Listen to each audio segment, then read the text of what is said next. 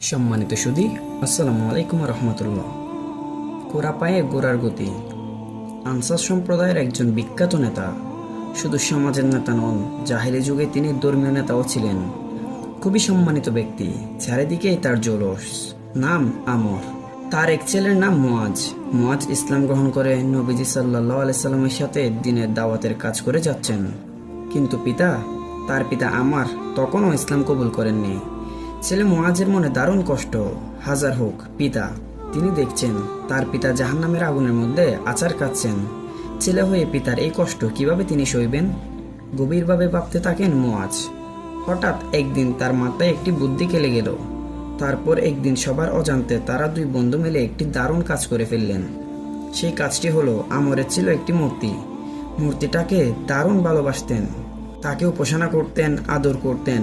আমরের সেই মূর্তিটাকে তার ছেলে মুয়াজ এবং তার বন্ধু দুজন মিলে সবার অগোচরে রাতের গভীরে ফেলে দিয়ে এলেন নোংরা আবর্জনার গর্তে।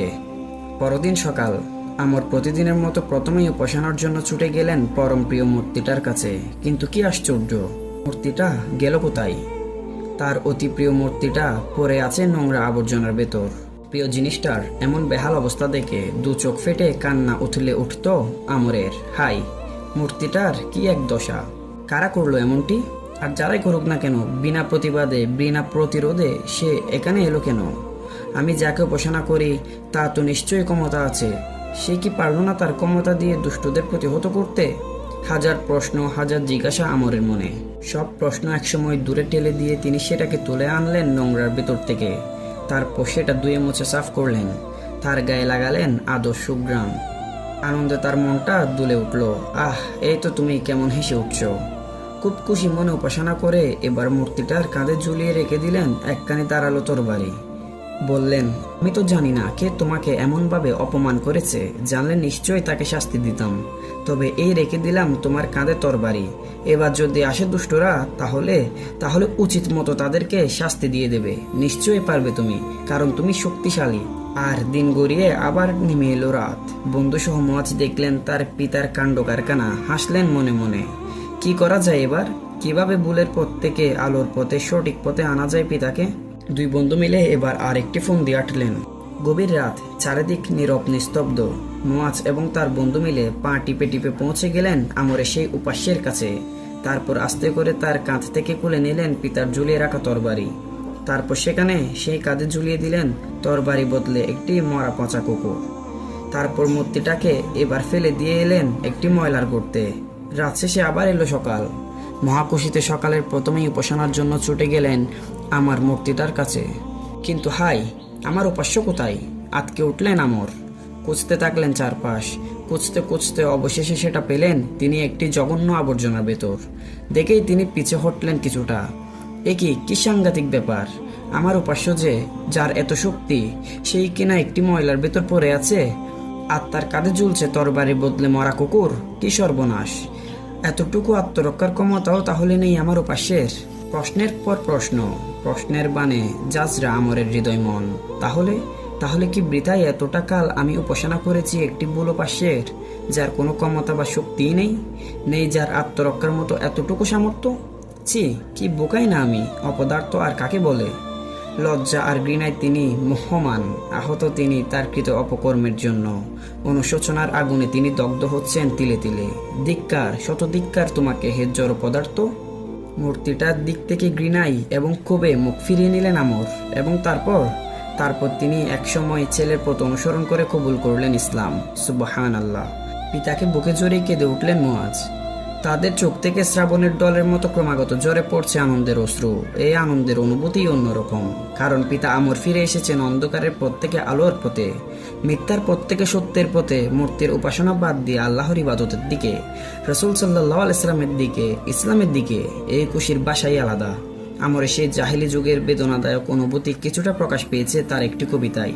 প্রথমটি হলো, আল্লাহর নামে শপথ, যদি তুমি ইলাহ হতে, তাহলে ময়লার গর্তে এভাবে কুকুরের সাথে বাধা থাকতো না একসাথে।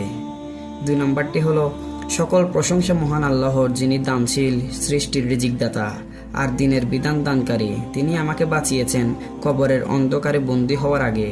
আর একটি কবিতায় তিনি বলেছেন, 1 আমি পুত পবিত্র আল্লাহর নিকট তওবা করছি, আমি ক্ষমা ভিক্ষা করছি আল্লাহর আগুন থেকে।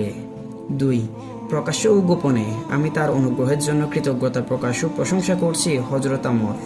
ইসলাম গ্রহণের পর তিনি বদলে গেলেন আমূল। এখন তার চোখে কেবল সত্যের আলো, আলো আর আলো, আর হৃদয়ে সমুদ্রের ঢেউয়ের মতো তোলপাড় করে কেবল শাহাদাতের আকাঙ্ক্ষা।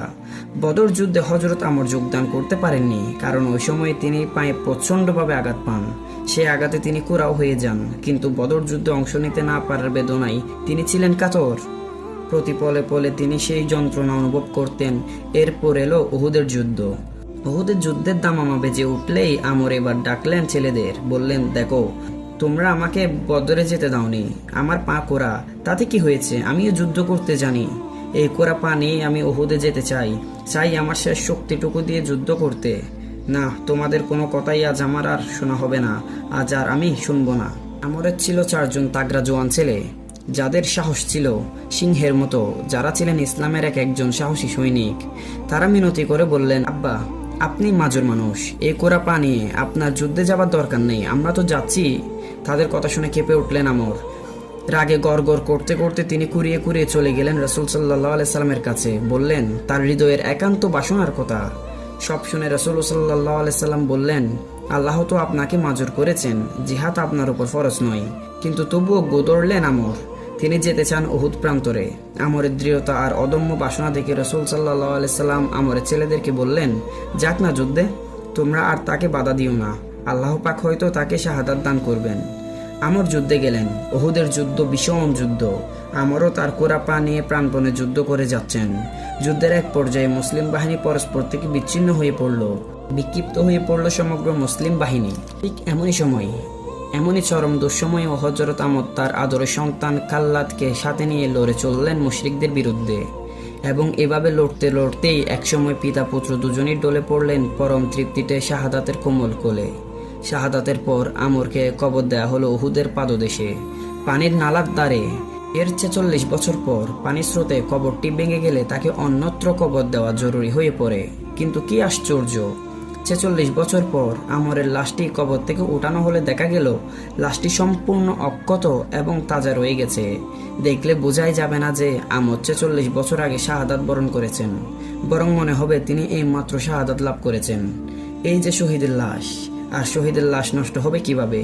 হযরত আমর কোরা হয়েও তিনি ছিলেন শাহাদাতের পিপাসার্ত, আর এতই তৃষিত এবং পিপাসার্ত ছিলেন যে তিনি তার সেই কোরা পানিও খুব দ্রুত তাজি গোড়ার মতো ছুটে চলেছেন পিপাসার পানি অর্থাৎ শাহাদাতের দিকে। কোরা পায়ে গোড়ার গতি, হ্যাঁ, একমাত্র আমরের মতো অসীম সাহসী যোদ্ধারাই সৃষ্টি করতে পারেন এমনই বিস্ময়কর ইতিহাস। প্রিয় দর্শক, ভিডিওটি কেমন লাগলো জানান। আজকের ভিডিও এখানে শেষ করছি, দেখা হবে পরবর্তী কোনো এক ভিডিওতে। ততক্ষণ পর্যন্ত ভালো থাকুন, সুস্থ থাকুন, MM ফাউন্ডেশনের সাথে থাকুন। ধন্যবাদ। আসসালামু আলাইকুম ওয়া রাহমাতুল্লাহ।